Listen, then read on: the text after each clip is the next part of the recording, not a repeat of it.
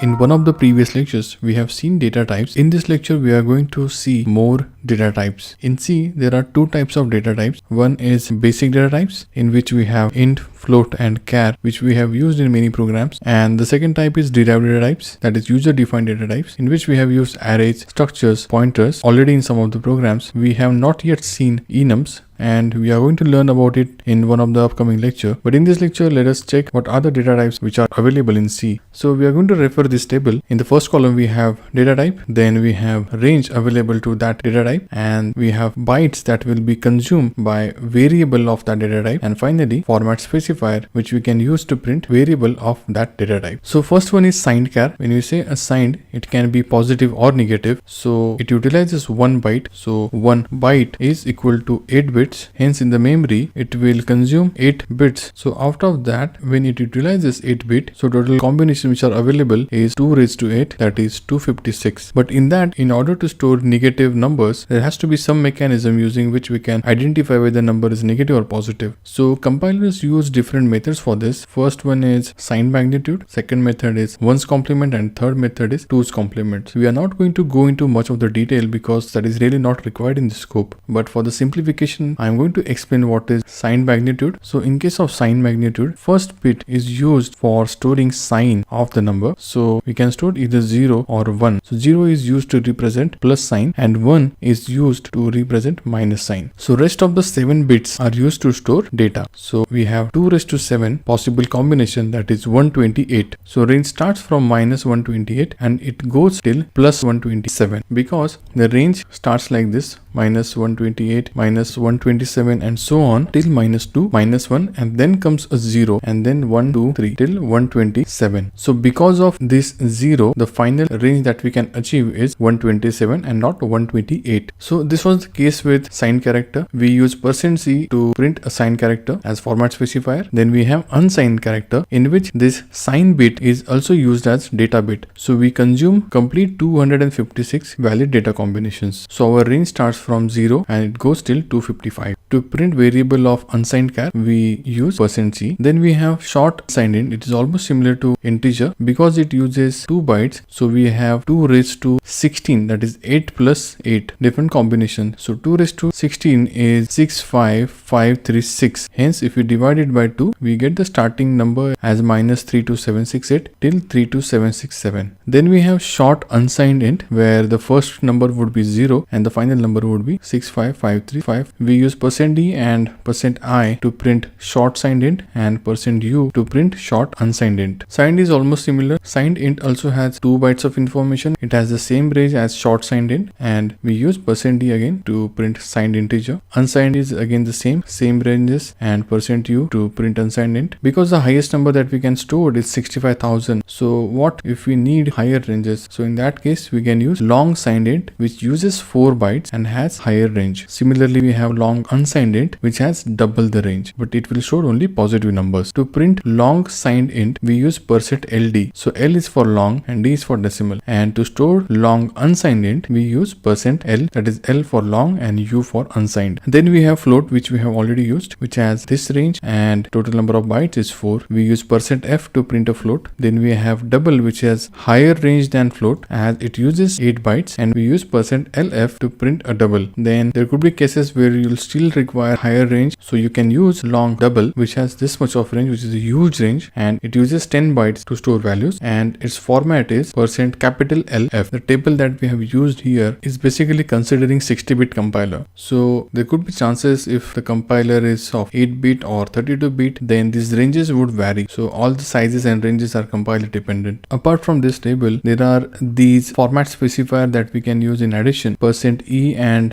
E is used to print float or double in exponential format. Then %d and %g is used to print float or double, and we can use %f or %e as required in the program. Then %o is used to print unsigned octal value. %p is used to print pointer address stored in a pointer. So when a pointer is pointing to another variable, we can print that address location using %p. Then %s is used to access array of character that we have used in many of the programs related to strings, and %u, which can be used to print unsigned decimal, and finally we have %X, which can be used to print unsigned hexadecimal value. So an example for hexadecimal value is suppose d and h. So if your variable is having value as d and h, then %x will print this, but %X will print value as dh. So that is all we have for data types. You are always required to choose your data types carefully, because if you are going to use very small values, there is no point of declaring a variable of long double. So assuming if you are just going to store x is equal to 10, there is no point of declaring a variable of type long signed int. So we need to be very careful while using data types.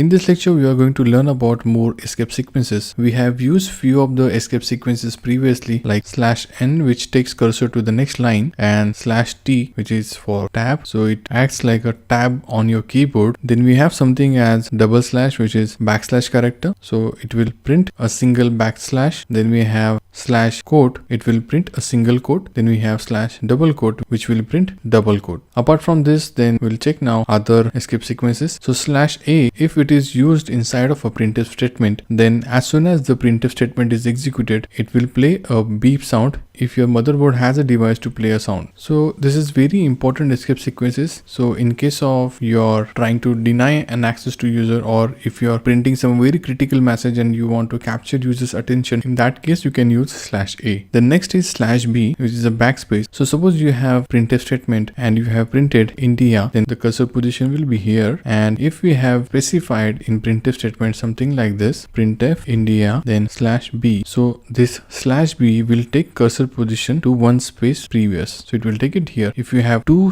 /b, then it will come to this place. And suppose if after this single /b you have maybe 1 over here, then this a will get overwritten. So instead of a, 1 will come over here and cursor will move on to next location. So we have seen backspace. Now next is form feed. Suppose you have printed few lines over here, and after that you are required to skip this space and start printing from the next page first location. In that case you can specify /f. You won't find any significant changes on your console output screen, but when you are going to use a printer as output device, in that case form feed is a very useful escape sequence. So if you have used Microsoft Word, so form feed is nothing but like a page break. Then the next is carriage return, that is /r. So suppose cursor is at this location, it has printed a few characters and it is on the final location somewhere here. So if at this location /r occurs, then this cursor position will go again back to the first location in the same line. And if there is anything further, then it will get overwritten by it. So for example, if you have something like this, print f inside of double quote a, b, c, d, then you have suppose /r x, y, z, then on the output screen a, b, c, d will be printed. Cursor will be at this location, and because of this /r, it will move back to the starting position, and then it will start printing x, y, z, and then cursor will be at this location. So your final output would be x, y, z, and cursor will be below the d. Then we have question mark. So if you want to print a question mark, then you can use /question mark. All octal numbers can be printed using /n, and after that you can have your octal number. Then you can use / and after that few numbers which can be represented as a octal number. Similarly, you can have /x and then numbers which can represent an hexadecimal number. We have already used /0 couple of times in previous programs, where /0 is used to represent a null pointer.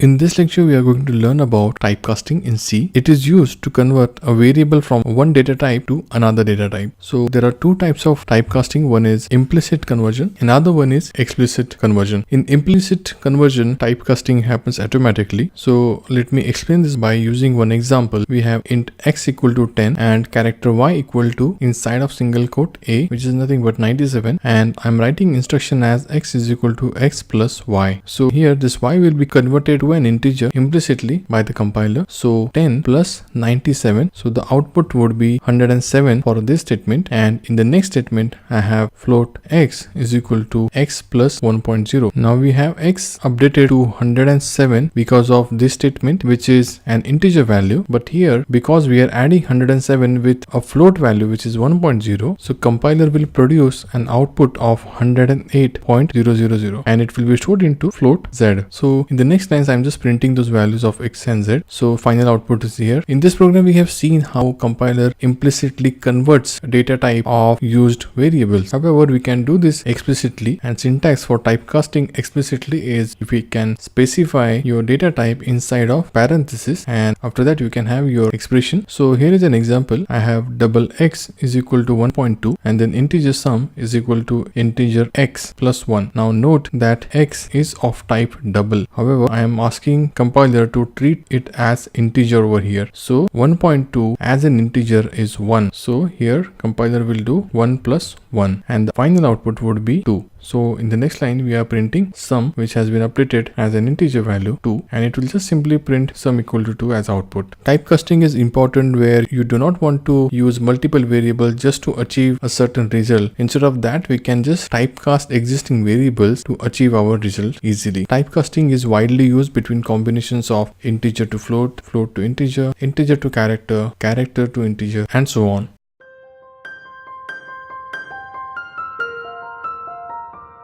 In this lecture, we are going to learn about enumerations, which are user-defined data types, and these are mainly used to assign names to integral constants, which are used in your programs. Most important benefit of using enumeration is that it makes your program easy to read and maintain. Let us try to understand this by a program so that we'll also know how to use enumerations. So enumerations can be defined using keyword enum. After that, you have enum variable. So inside of year, I am specifying complete list of months which are available in a year. So this is my whole list, and then inside of my main program I'm writing a loop. It is starting as I equal to Jan, I less than December, I plus plus, and we're just going to print value of I. So internally what is happening, starting from Jan till December we have total 12 values. So for 12 times value of I starting from 0 will be printed till 11. So how this happens is when we define an enum, starting value is considered as 0, then 1, and so on. Hence here Jan is 0 and December is 11. So technically your loop was I equal to 0, I less than equal to 11, I plus plus. That is why it has printed output as 0, 1, 2, 3 till 11. Few important points to remember in case of enum is that two enums can have the same values. So if we have enum as day, then Sunday is equal to 1 and Tuesday can also be equal to 1. In case of enums, we can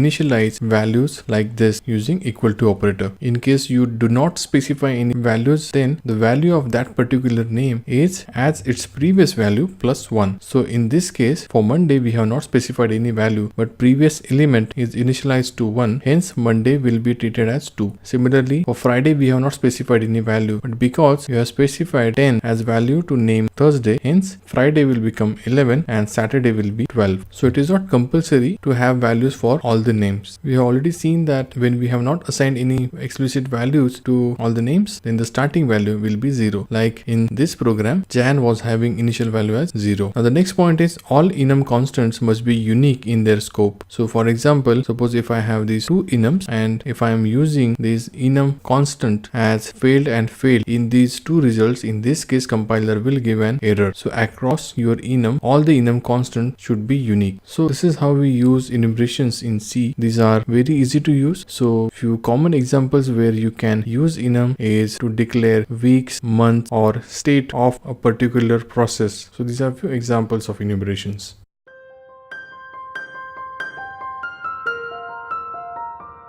In this lecture, we are going to learn about bitwise operators. There are total 6 different types of bitwise operator. First is AND operator, which is denoted by a single ampersand. Then an OR operator, which is denoted by single vertical stroke. Then XOR operator. Then we have left shift operator. Then right shift operator and ones complement, and these are symbols for these operators respectively. Now let us see how bitwise operations are performed using these operators. So in the first table we are going to check bit results for AND, OR, XOR, negation, and then ones complement. So if we have two bits as X and Y, then these are all the possible values of X and Y, and when we perform AND operator on X and Y, so in case of 0 and 0 we get 0, in case of 0 and 1 we get 0, and in case of 1 0 we get 0. Only if both X and Y are 1, then we get 1 as a result of AND operator. And in case of OR operator, when both the results are 0, we get a 0, else we get 1. And in case of XOR operator, if both the results are same like 0 0 1 1, then we get 0, else we get 1. And in case of ones complement, the number is converted into opposite. That is, if we have 0 as the bit value, then it will be converted to 1. Similarly, if we have 1 as bit value, then it will be converted to 0. Let us take few examples. So if X is 10, then its corresponding binary value is 1010. So this first location is denoted by 1, second as 2, third as 4, and fourth as 8. So we have 1 over first and third position, so 8 plus 2 is equal to 10. That is how binary numbers are denoted, and we are going to assume Y as 14. So this is binary equivalent of decimal value 14. So if we perform AND operation over these 2 bit values, we know that when we have both the bits as 1, only in that case we get result as 1. So here both the numbers are 0, so we get a 0 over here. Here we have 1 and 1, so we get 1, and then we have 0 and 1, so we get a 0. Similarly, in the final column we have 1 and 1, so we get 1. So the result that we have obtained is 1010. So the equivalent value is 10. So when we apply bitwise AND operator on 10 and 14, the result would be 10. Now let us check the same with OR operator. In case of OR, we know that when both the bits are 0, we get 0. So only in this case both the numbers are 0, hence we have a 0 over here, and in the rest of the columns we have 1 somewhere, so we are getting 1 in all rest of the cases. So our result is 1110,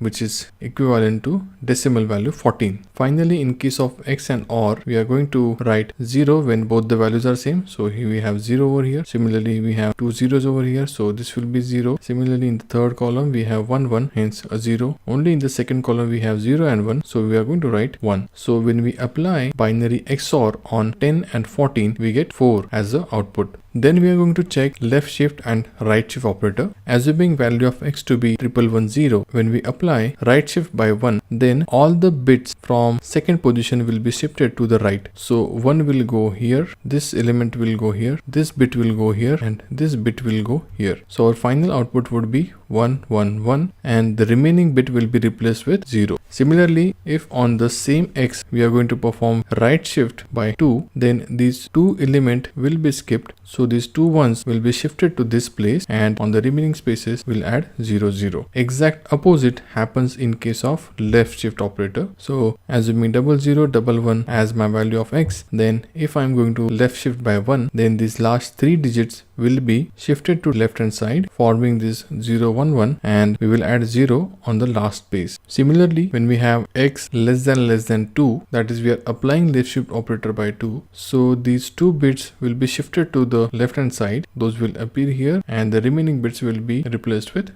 0 0. So that is how left and right shift operator works. Now we are going to check final table, that is for ones complement. Assuming value of X to be 1010, which is equal to decimal value 10, and then assuming value of Y as 1110, which is equivalent to decimal value 14. And when we apply ones complement to X, so all the bits will be inverted. So instead of 1 we are writing 0, instead of 0 we are writing 1. Similarly, for this 0 we are writing 1, and for this one we are writing 0. So equivalent of this is decimal value 5. Similarly, for ones complement of Y, for 1110 we will write 0001, that is equivalent to decimal number 1. Let us take one example to understand this in more detail. I am using an unsigned character A initialized with 5 and B equal to 9. So this is 8-bit representation of 5, and this is 8-bit representation of 9. When we apply AND operation over A and B, then if you just compare bit by bit, then this will be your output, because this final bit is the only position where we have 1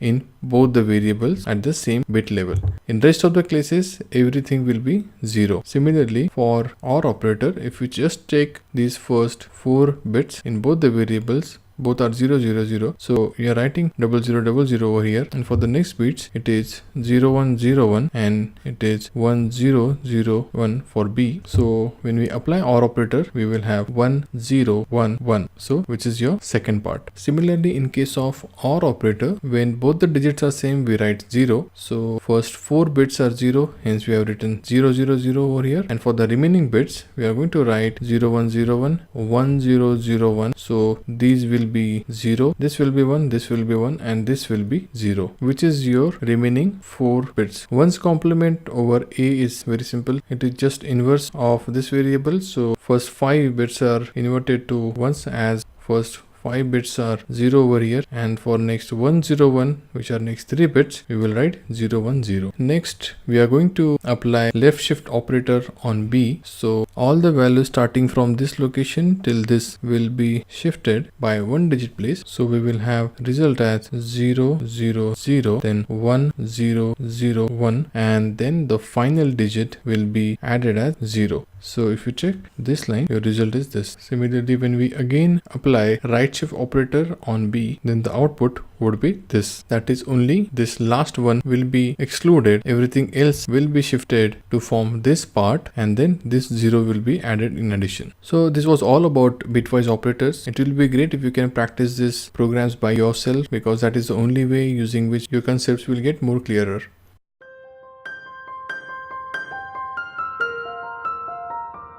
In this lecture, we are going to learn about unions. Unions allow you to store different data types in same memory location, and in case of unions, memory size equal to the size of largest number. For example, if you have a union where you have 3 character array, let's say of size 3, size 4 and size 2. So character array of 4 is the largest among this. So this union can have maximum size as 4 bytes, because a character utilizes 1 byte to store, and we have 4 characters, hence 4 bytes will be utilized by this union. Also in union, when you store value at particular location, then previous value which existed in other variables will become meaningless, or it will get converted into some garbage value which we may not use. Similarly, when we assign value to some other number, then that value can be meaningful, but other values will turn into some garbage value. So let us see what is syntax for union. So union is a keyword that is used, and after that you specify your union name, and then inside of parenthesis you have your members of the union. Here is one example of the union. Here my variable name is my union, and inside of this union we have 3 members. So we know that integer takes 2 bytes, float takes 4 bytes, and because this is a character array of size 20, it will take 20 memory locations. So 20 being the largest data member, so size of your union will be 20. Similar to structure, you can declare your variable of union like this, that is just before your semicolon, or alternatively, you can declare your variables like this. You'll need to write keyword union, after that name of your union, and then your variable name. Suppose I declare a union variable as union underscore var, then we can access union members like this, union underscore var dot I equal to 10, which is similar to accessing struct members. Now suppose this to be 2 consecutive statements in your program, then once you write this statement, the value will be stored into same memory location, but as soon as you write this statement, so value of I will become something else. So this is a slight disadvantage of using union, that it can change other values indirectly, but there is an advantage also, that when we use struct, and if the struct has large number of members, and if you are going to use very significant amount of members at a given instance, in that case large number of memory location will be completely unutilized. So comparing to that, union can be very less expensive operations in terms of saving memory. Congratulations on completing this course.